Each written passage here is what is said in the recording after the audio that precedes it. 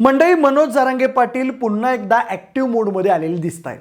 सध्या पश्चिम महाराष्ट्रातल्या कोल्हापूर, सांगली, कराड, सातारा भागातील वेगवेगळ्या ठिकाणी सभा घेऊन मराठा समाजाला आरक्षणाची लढाई अजून संपलेली नाहीये असा संदेश दिलाय.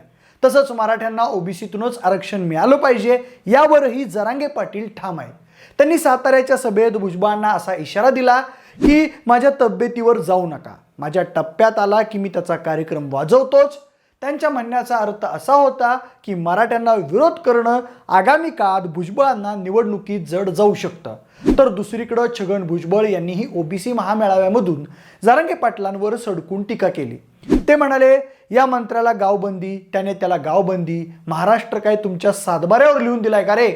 तसंच भुजबळांनी मराठ्यांना ओबीसीतून आरक्षण मिळालं पाहिजे या जरांगेंच्या भूमिकेलाही कडाडून विरोध केलाय. म्हणून त्यांनी जालन्याच्या अंबडमध्ये विजय वडेट्टीवार, गोपीचंद पडळकर, महादेव जानकर यांनी त्यांना घेऊन ओबीसी महामेळावा सभा घेतली आणि त्यातून जरांगे पाटलांवर शाब्दिक वार केले. दरम्यान त्या सभेत ओबीसी नेते प्रकाश शेंडगे यांनी तर जर तुम्ही एक भुजबळ पाडला तर आम्ही 160 मराठी आमदार पाडू असा इशारा दिला. त्यांच्या म्हणण्याचा अर्थ असा होता की महाराष्ट्रात सध्या 60% ओबीसी आहेत आणि त्यांनी ठरवलं तर मराठा आमदारांना निवडून येणं कठीण जाऊ शकतं. पण सध्या जरांगे पाटलांना मिळणारा मराठा समाजाचा सपोर्ट, त्यांची वाढती राजकीय ताकद आणि ओबीसी नेत्यांनी मराठा आरक्षणाविरोधी घेतलेली भूमिका पाहता येणाऱ्या काळात काही ओबीसी नेत्यांच्या निवडणुका जड जाण्याची शक्यता वर्तवली जाते. आता ते नेते नेमके कोण आहेत हेच आपण आजच्या व्हिडिओच्या माध्यमातून जाणून घेणार आहोत. नमस्कार, मी प्रथमेश आणि तुम्हाला तर माहिती आहे आपला विषयच भारी. मंडळी, येत्या 24 डिसेंबरपर्यंत सरकारनं मराठा आरक्षणाबद्दल ठोस निर्णय घ्यावा अशी जरांगे पाटलांची मागणी आहे. दरम्यान त्यापूर्वी महाराष्ट्रातील जवळपास अर्ध्या जिल्ह्यात पदयात्रा आणि सभांच्या माध्यमातून मनोज जरांगे पाटलांनी आपला झंझावात निर्माण केला आहे. आरक्षणाची ही लढाई आता आरपारची आहे असं सांगत त्यांचा हा दौरा आगामी काळात रायगड, पुणे, कल्याण, पालघर, अहमदनगर, नाशिक या ठिकाणी पोहोचणार आहे. लोकसभा निवडणुकांना 8 महिने आणि विधानसभा निवडणुकांना जवळपास वर्षभराचा कालावधी शिल्लक राहिला असताना मराठा आंदोलनाच्या निमित्तानं महाराष्ट्रातील जातीय अस्मिता ढवळून निघाल्या. मराठा, ओबीसी, धनगर, आदिवासी हे सर्वच समाज घटक आपल्या वेगवेगळ्या मागण्या लोकप्रतिनिधींसमोर ठेवताना दिसून येत आहेत. आंदोलन शांततेच्या मार्गाने चालू राहील असा निर्वाळा सर्व समाजातील नेते देत आहेत. अशा परिस्थितीत निवडणुकांच्या वेळी मतपेटीतून आपला हिसका दाखवण्यासाठी राज्यातील मतदार येत्या 6 ते 8 महिन्यात तयार झालेला असेल एवढं मात्र नक्की. लोकभावना जेव्हा तीव्र होतात आणि सरकार विरोधात वातावरण निर्मिती केली जाते तेव्हा सरकार कोसळतात. हा इतिहास राज्यानं आणि केंद्रानं अनुभवला आहे. मनोज जरांगे पाटील यांच्या मराठा आरक्षण आंदोलनामुळे आणि सध्या चालू असलेल्या दौऱ्यामुळे बरीच समीकरणं बदलू शकतात. जरांगे ज्या 5 कोटी मराठा बांधवांचा उल्लेख करतात त्यापैकी सगळेच त्यांच्या पाठीशी नसतील ही गोष्ट एक वेळ खरी मानू, पण किमान 1 आणि कमाल 2 कोटी मराठा बांधवांचा जरांग्यांना पाठिंबा आहे असं गृहीत धरलं तरी त्यानं राज्यात बरीच उलथापालथ होऊ शकते. आरक्षणाचा मुद्दा मार्गी लागला नाही तर राज्यातील सत्ताधारी पक्षात असणाऱ्या इतर जातीय उमेदवारांना याचा कमी अधिक प्रमाणात फटका बसू शकतो. काही मतदारसंघ आरक्षित असले तरी तिथं मराठा मतदारांचं प्रमाण सहज 25 ते 30% एवढं आहे ही गोष्ट विसरता येणार नाही. काही नेते वजनदार असले तरी त्यांनी जरांगे यांच्या आंदोलनाला मिळालेला एक गट्टा पाठिंबा आधी कुठल्या आंदोलनाला बघितला असेल की नाही हे माहीत नाही. त्यामुळे राज्यातील वेगवेगळ्या भागात असणाऱ्या अशा सत्ताधारी आमदारांवर एक नजर टाकावीच लागते. मराठा आरक्षणाचा फटका बसू शकणाऱ्या इतर जातीय नेत्यांमध्ये मराठवाडा, विदर्भ, पश्चिम महाराष्ट्र, उत्तर महाराष्ट्र या सर्वच भागातील नेत्यांचा समावेश आहे. कोकण आणि मुंबई, ठाणे या भागात या आंदोलनाचं विशेष लोण नाही ही सध्याची वस्तुस्थिती आहे. पश्चिम महाराष्ट्रातही किरकोळ चर्चेच्या पलीकडं लोकभावना तीव्र आहेत असं नाही, तरी ही संभाव्य नावांची चर्चा तो बनती आहे. या यादीत पहिलं नाव येतं ते छगन भुजबळ यांचं. भुजबळ यांनी मराठ्यांना ओबीसीतून आरक्षण नको ही भूमिका आक्रमकपणे लावून धरली आहे. त्यांचे मनोज जरांगे यांच्याशी खटके उडत आहेत. जरांगे यांनी भुजबळ यांच्यावर तुम्ही ओबीसी असून मराठ्यांनी तुम्हाला वेळोवेळी निवडून दिले असा थेट प्रहार केला. आता त्यात भुजबळ निवडून येत असलेल्या येवला मतदारसंघातील लढतीला जर मराठा विरुद्ध ओबीसी असं स्वरूप दिलं गेलं तर त्याचा फटका भुजबळ यांना बसू शकतो. पण प्रकाश शेंडगे म्हणतात तसं येवल्यात काय फक्त मराठा समाज नाही, तिथं ओबीसी, दलित आणि मुस्लिम समाजाचे लोक सुद्धा आहेत. त्यांनी ठरवलं तरी भुजबळ साहेब निवडून येऊ शकतात. त्यात छगन भुजबळ यांचं एकूण राजकीय वजन पाहता त्यांना पराभूत करणं तितकं सोपं नसेल. पण जरांगे पाटलांच्या मराठा आंदोलनानं येवल्यात चित्र बदलण्याची शक्यता मात्र तयार झाली आहे. त्यामध्ये दुसरं नाव येतं परळीचे आमदार धनंजय मुंडे यांचं. गोपीनाथ मुंडेंच्या नंतर त्यांचा वारसा पंकजा मुंडे चालवतील या शक्यतेला धनंजय मुंडे यांनी सुरुंग लावलाय. 2019 पासून राज्यात स्थापन झालेल्या 2 सरकारमध्ये त्यांना सामाजिक न्याय मंत्री आणि कृषी मंत्री ही महत्त्वाची पदं भूषवायला मिळाली. बीडचं पालकमंत्री पदही मिळालं. सद्यस्थितीत मराठा आरक्षणाचं लोण मराठवाड्यात पुरतं पसरलेलं आहे. मुंडे यांच्या परळीमध्ये मराठा, मुस्लिम, माळी आणि वंजारी लोकसंख्या अधिक आहे. राष्ट्रवादीत 2 गट पडल्यानंतर ही मतं विभागली जाण्याची शक्यता आहे. जागा वाटपात ही जागा राष्ट्रवादी लढवणार की भाजप हा प्रश्न आहेच. अशात पंकजा यांनी वंजारी आणि मराठा मतांच्या बेरजेचं राजकारण करायचं ठरवलं तर ते धनंजय मुंडे यांच्यासाठी आव्हानात्मक ठरू शकतं. पंकजा ठाकरे किंवा शरद पवार गटासोबत जातील किंवा मग स्वतःचा पक्षच काढतील अशा चर्चांना ऊत आलेला आहे. त्यामुळे मराठा आंदोलकांना सोबत घेऊन मतदारसंघात वेगळं सोशल इंजिनिअरिंग करण्याच्या प्रयत्नात त्या असतील असं म्हणायला वाव आहे. एकूणच परळीत जरांगे पाटील इफेक्टमुळे धनंजय मुंडेंची मराठा लॉबी तुटली तर त्यांच्यासाठी निवडणुकीत ती धोक्याची घंटा ठरू शकते. यादीतलं तिसरं नाव आहे यवतमाळ जिल्ह्यातील डिग्रसच्या संजय राठोड यांचं. मागे पूजा चव्हाण आत्महत्या प्रकरणामुळे राठोड बरेच चर्चेत आले होते. भाजपच्या महिला प्रदेशाध्यक्षा चित्रा वाघ तर हात धुवून त्यांच्या मागे लागल्या होत्या. मात्र शिंदे गट आणि भाजप यांनी सरकार स्थापन केल्यानंतर या चर्चा मागे पडल्या. राठोड यांनी बंजारा समाजाचं शक्ती प्रदर्शन घडवून आणत आपण माघार घेणार नसल्याचा इशारा विरोधकांना दिला होता.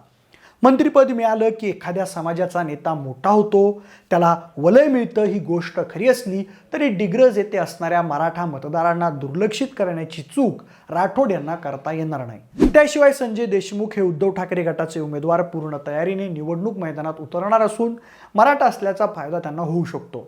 जरांगे पाटील इफेक्टमुळे डिग्रजमध्ये संजय राठोडांपासून मराठा मतदार तुटला तर संजय देशमुखांसाठी तिथं मोठी संधी उपलब्ध होऊ शकते. चौथं नाव आहे इंदापूरचे आमदार दत्तात्रेय भरणे यांचं. धनगर समाजाचा पाठिंबा आणि अजित पवार यांची साथ हा दत्ता मामा यांच्यासाठी प्लस पॉइंट असला तरी पारंपरिक प्रतिस्पर्धी हर्षवर्धन पाटील यांच्याशी 2 हात करण्याची तयारी त्यांना ठेवावीच लागेल. मागील 9 वर्ष पराभवाची सल मनात ठेवून वावरणारे हर्षवर्धन पाटील अजित पवार यांच्या महायुतीतील प्रवेशानं त्रस्त झाले नसतील तर नवलच. तेव्हा जागा वाटपावरून काही भिनसलं आणि मराठा मतांचा फायदा घेण्याचा विचार हर्षवर्धन पाटील यांनी केला तर भरणे मामांना ही निवडणूक जड जाऊ शकते.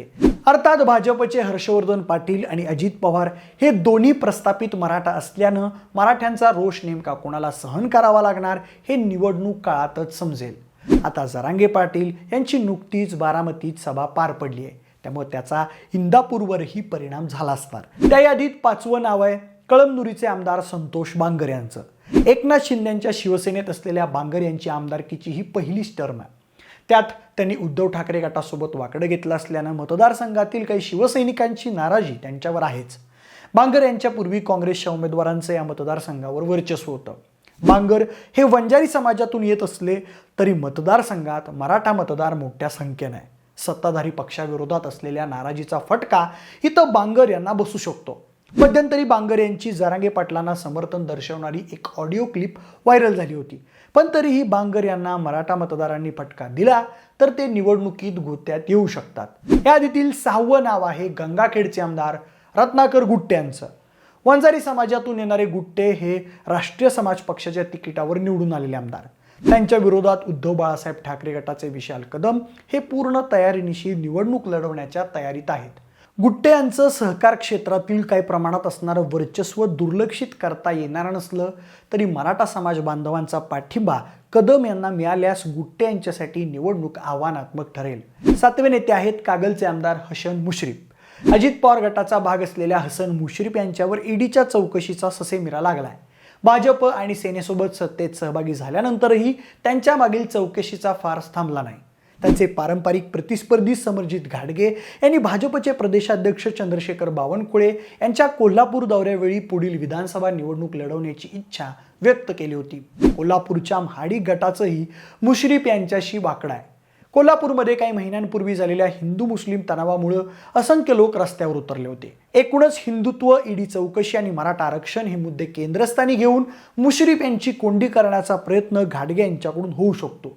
पुढच्या म्हणजेच 8व्या नेत्याचं नाव आहे शिरोळ मतदारसंघातील राजेंद्र पाटील यड्रावकर यांचं.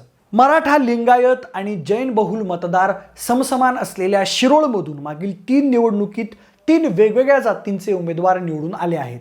2014 साली आमदार राहिलेले मराठा समाजाचे उल्हास पाटील यांना उद्धव ठाकरे गटाकडून या ठिकाणी पुन्हा संधी मिळू शकते. यड्रावकर यांना उद्धव ठाकरेंच्या सरकारनं आरोग्य राज्यमंत्री पदाची जबाबदारी दिली होती, मात्र त्यांना विशेष कामगिरी करता आली नाही. शिवाय ते अजित पवारांच्या जवळचे नेते मानले जातात. या भागातील खासदार धैर्यशील माने यांनी शिंदे गटात प्रवेश केल्यानं या भागातील मराठा मतदार नेमका कौल कोणाला देणार यावर इथलं चित्र स्पष्ट होईल. यादीतलं 9वं नाव आहे माळशिरस येथील आमदार राम सातपुते यांचं. हा मतदारसंघ राखीव प्रवर्गात मोडतो. सातपुते यांना गत निवडणुकीत विजयसिंह मोहिते पाटील गटाचं सहकार्य मिळालं होतं. यंदा मात्र ते मिळण्याची शक्यता कमी आहे. मराठ्यांच्या खालोखाल मतदारसंघात धनगर, नवबौद्ध मतदार आहेत. देवेंद्र फडणवीस यांच्या जवळचे म्हणून राम सातपुते यांना पुढील निवडणूक लढवण्याची संधी मिळाली तरी शरद पवार यांचा इथल्या उत्तम जानकर यांना पाठिंबा असल्याच्या चर्चा आहेत. माळशिरस भागात मोहिते पाटील विजयी उमेदवार ठरवतात असं म्हटलं जातं. त्यामुळे आरक्षणाचा विचार करणारे मराठा बांधव काही वेगळा विचार करणार का हे पाहणं औत्सुक्याचं राहील. यादीतल्या 10व्या नेत्याचं नाव म्हणजेच मान खटावचे आमदार जयकुमार गोरे. माळी समाजाचे गोरे मागील 3 टर्म झाले इथले आमदार आहेत. जयकुमार गोरे यांना निवडणूक जिंकण्यासाठी त्यांचे बंधू शेखर गोरे यांची मदत होत असल्याची चर्चा कायमच रंगते. आधी काँग्रेस आणि नंतर भाजप असा जयकुमार गोरे यांचा प्रवास राहिलेला असला तरी त्यांचा या भागात वैयक्तिक करिश्मा आहे. 2019ची निवडणूक अगदी थोडक्या मतांनी जिंकलेल्या जयकुमार गोरे यांच्या विरुद्ध मराठा कार्ड खेळण्याचा प्रभाकर देशमुख यांचा प्रयत्न सफल झाला तर या मतदारसंघात वेगळं चित्र दिसू शकतं. शिवाय मतदारसंघातील अँटी इन्कम्बसीचा तोटाही गोरे यांना बसू शकतो.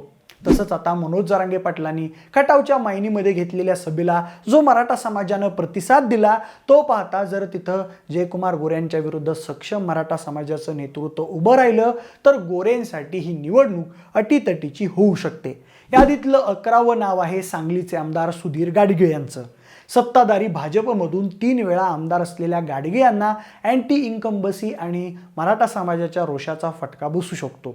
राज्याचे माजी मुख्यमंत्री वसंतदादा पाटील यांच्या नातसून आणि काँग्रेस पक्षाचे नेते दिवंगत मदन पाटील यांच्या पत्नी जयश्री पाटील यांना सुधीर गाडगे यांच्या विरोधात उमेदवारी मिळण्याची शक्यता आहे. या ठिकाणी ब्राह्मण विरुद्ध मराठा मतविभाजनाचा फटका गाडगे यांना बसू शकतो. आता पंकजा मुंडे, गोपीचंद पडळकर आणि महादेव जानकर यांच्याबद्दल बोलायचं झाल्यास जर येत्या काळात त्यांच्या मतदारसंघात जरांगे पाटलांनी सभा घेतल्या आणि मराठा समाजाचं ध्रुवीकरण करण्यात ते यशस्वी ठरले तर संबंधित नेत्यांसाठी ही निवडणूक धोक्याची घंटा ठरू शकते. पण तुम्हाला काय वाटतं? या 11 उमेदवारांव्यतिरिक्त कुणी इतर जातीय उमेदवार तुमच्या नजरेत आहेत का ज्यांना जरांगे पाटलांच्या चालू मराठा आरक्षण प्रकरणाचा थेट फटका बसू शकतो? असतील तर ती नावं आम्हाला कमेंट बॉक्समध्ये नक्की कळवा. यापुढील व्हिडिओत आपण जरांगेंच्या आंदोलनाचा तोटा होईल अशा सत्ताधारी मराठा आमदारांची यादी पाहणार आहोत. तुर्तास हा व्हिडिओ आवडला असल्यास लाईक आणि शेअर करा. सोबतच आपले विशेष भारी या यूट्यूब चॅनलला देखील सबस्क्राईब करायला विसरू नका. आणि जर हा व्हिडिओ तुम्ही फेसबुकवर पाहत असाल तर तिथंही आम्हाला फॉलो करायला अजिबात विसरू नका. धन्यवाद.